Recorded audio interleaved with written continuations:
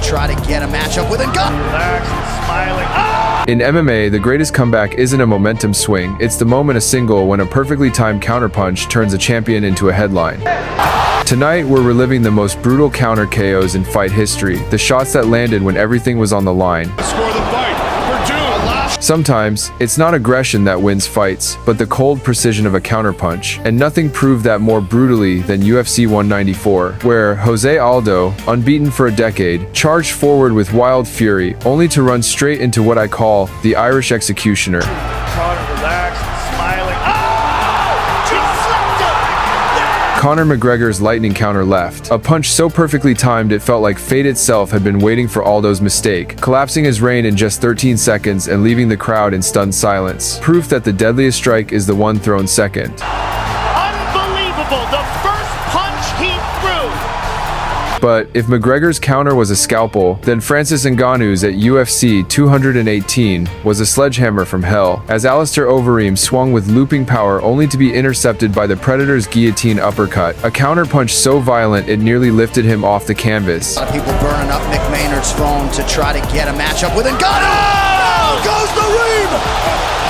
Overeem's head snapping back like it was caught on a steel cable, a reminder that one well-timed counter in heavyweight MMA isn't just a punch, it's a weapon of mass destruction. And while raw power is terrifying, Dan Henderson at UFC 100 showed that calculated timing can be even crueler, as Michael Bisping circled right into the H-bomb counter, a right hand detonated mid-step that erased Bisping before his body even hit the mat, punctuated with Henderson's savage follow-up forearm.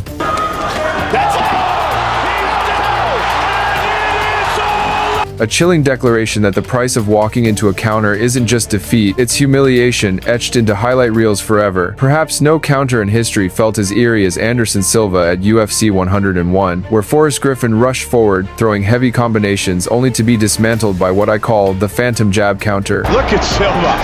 I mean, that's just amazing. And again!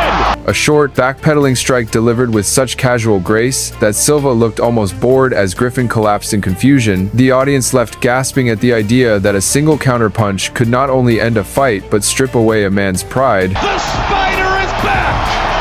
He was showing the world once again that the most dangerous move in MMA isn't the haymaker you throw. It's the counterpunch waiting for you to make the first mistake. And if you thought these counters were haunting, the next one will drag you even deeper. UFC 98, when Lyoto Machida unleashed the Dragon's death bite, Rashad Evans came in confident, head full of steam, throwing shots with championship swagger, but Machida was already waiting, calm, still, reading every movement. Then came the trap. Evans lunged forward, and Lyoto's left hand shot like a spear through the chaos. Striking that you see in, say, K1 or in professional boxing. Rashad's in big trouble. The perfect counter that froze Rashad in mid-swing, his body locked in a half second of disbelief before Machida finished the job. It wasn't just a knockout, it was a masterclass in how a counterpunch can turn your opponent's greatest strength into their downfall. And just when fans thought counters belonged to karate masters, along came UFC 199, where Michael Bisping delivered the revenge counter. Rockhold had already beaten him once, and entered the cage like a man expecting an easy repeat, his guard lazy, his chin high, his arrogance louder than the crowd. But in that one reckless forward step, Bisping's short left hook detonated at the exact second Rockhold's hand dropped.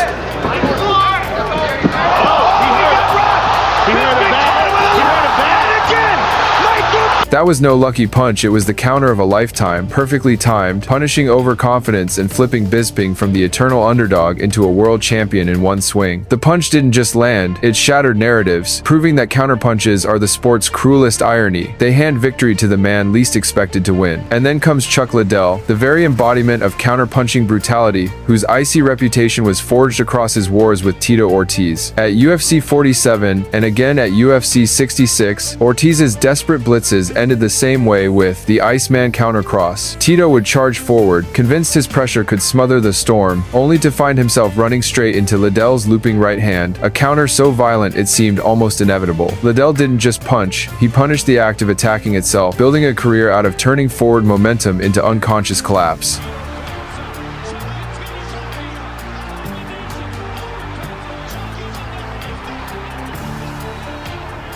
Counterpunches don't wait for openings. They create them, they punish them, and they leave behind the kind of chaos that fighters never forget. In UFC 70, when Andrei Arlovski delivered what I call the pitbull counter snap against Fabricio Werdum came forward heavy, throwing awkward strikes, trying to smother the taller man, but Arlovski stayed patient, waiting, biting down on his timing like a predator in tall grass. Then it came Werdum overextended with a sloppy strike, and Arlovski's counter right hand landed clean, snapping the Brazilian's head back and halting the forward momentum instantly. Out for Arlovski. Eddie Bravo, if we go another 20 seconds, will help us score the fight.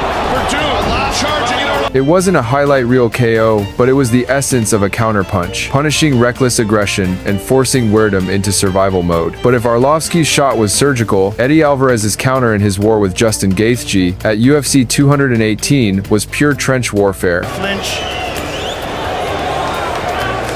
Again, ripping those shots. I call it the underground king counter uppercut. For 2.5 rounds, Alvarez absorbed leg kicks, traded hooks, and fought Gaethje in the kind of brawl that shortens careers. Yet even in that chaos, Alvarez's timing never broke. In the third, as Gaethje lunged in, chin exposed from exhaustion, Alvarez whipped a clean counter uppercut that sent Gaethje folding to the canvas in slow motion.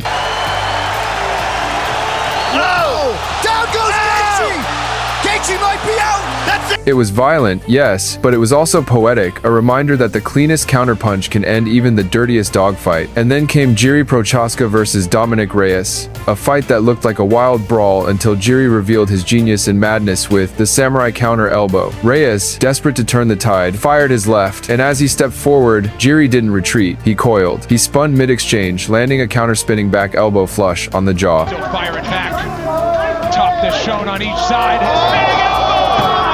Reyes dropped instantly, his body crumpling as the arena gasped. That wasn't just a counterpunch, it was a counter that broke the laws of predictability, a strike so unorthodox and destructive that it reminded the world why countering isn't about defense, it's about rewriting the script in a single heartbeat. And there you have it, the counterpunches that didn't just win fights, they rewrote history in a single, violent heartbeat. Each one proved that in MMA, timing and precision can silence raw power, hype, and even destiny itself. From Aldo's downfall in 13 seconds to Reyes getting spun into another dimension by Procházka, these weren't just knockouts, they were proof that a fighter's biggest mistake is underestimating the man in front of them. But this is only the beginning, because there are still counter punches out there that shock the world even more brutally, flipping defeat into victory in the blink of an eye. Stick around, because the next chapter will take us even deeper into the most haunting and devastating counters in MMA history.